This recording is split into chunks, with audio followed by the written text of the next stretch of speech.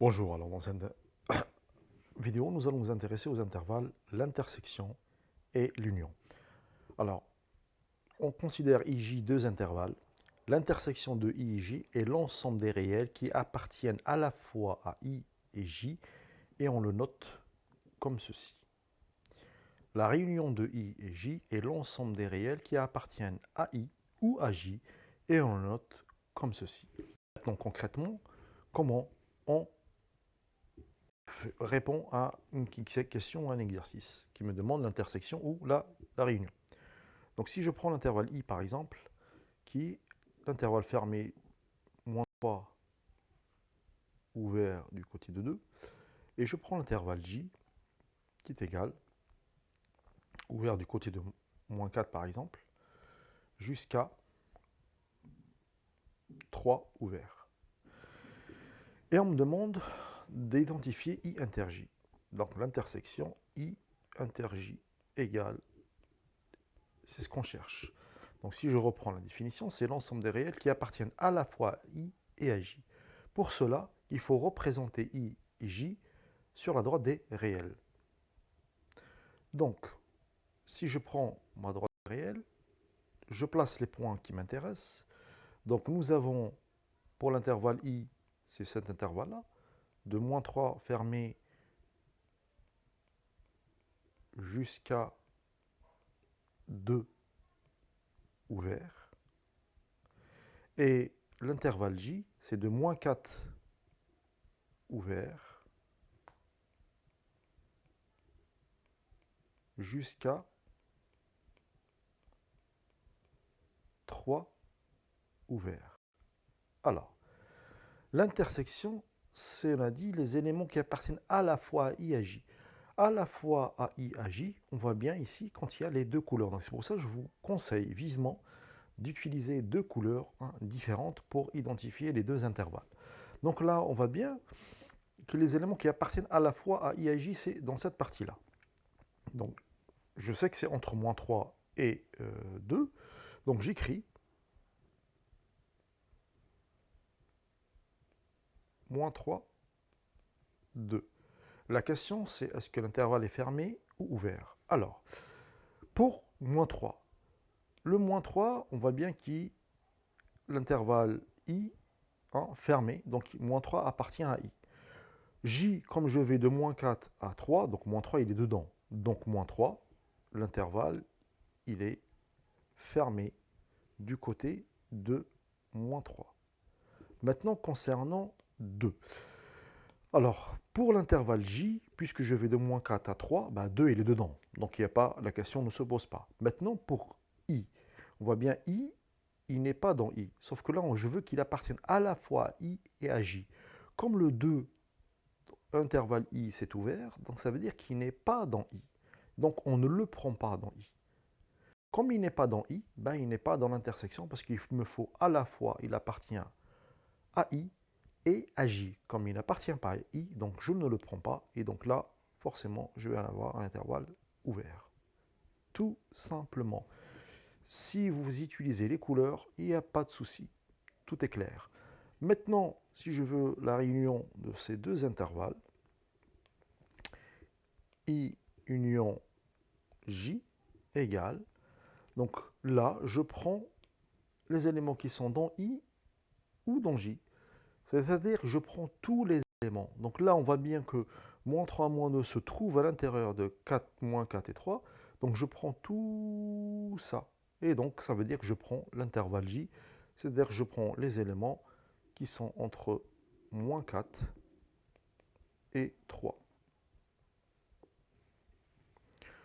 L'union consiste à prendre tous les éléments communs et non communs.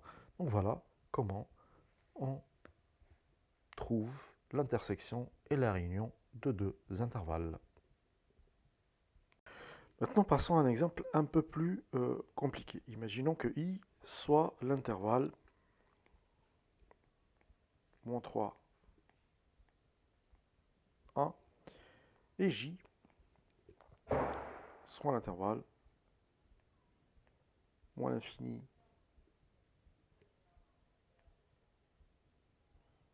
0. Et on me demande la même chose comme tout à l'heure, l'intersection. Donc je prends I inter J. Donc avant de trouver, on avait dit on trace la droite des réels et on place les points. L'intervalle J, I d'abord, c'est moins 3 ouvert jusqu'à 1 fermé.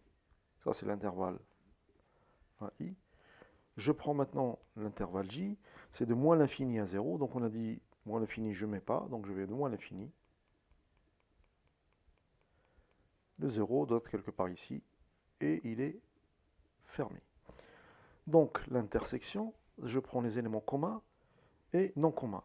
Donc ici, on voit bien que moins 3, il est ouvert du côté pour I, donc on ne le prend pas dans I. Il se trouve dans J, mais comme je veux qu'il soit les deux, donc là, il sera ouvert du côté de moins 3, et je ferme du côté de 0, parce que 0, on voit bien qu'il est dans les deux. Et maintenant, si je l'union, I, union, J, donc là, je prends les éléments communs et non communs. Donc là, on voit bien que je verrai de moins l'infini à 0, c'est J, moins 3, 1, c'est I. Comme je prends tous les éléments, donc on voit bien que là, je vais aller de moins l'infini jusqu'à 1.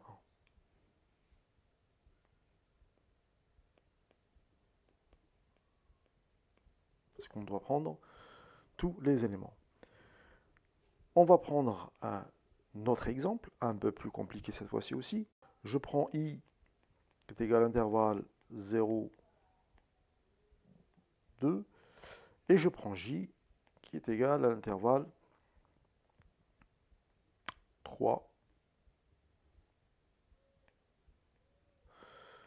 4. Alors, je cherche l'intersection. Donc là, on voit bien qu'il n'y a aucun élément commun.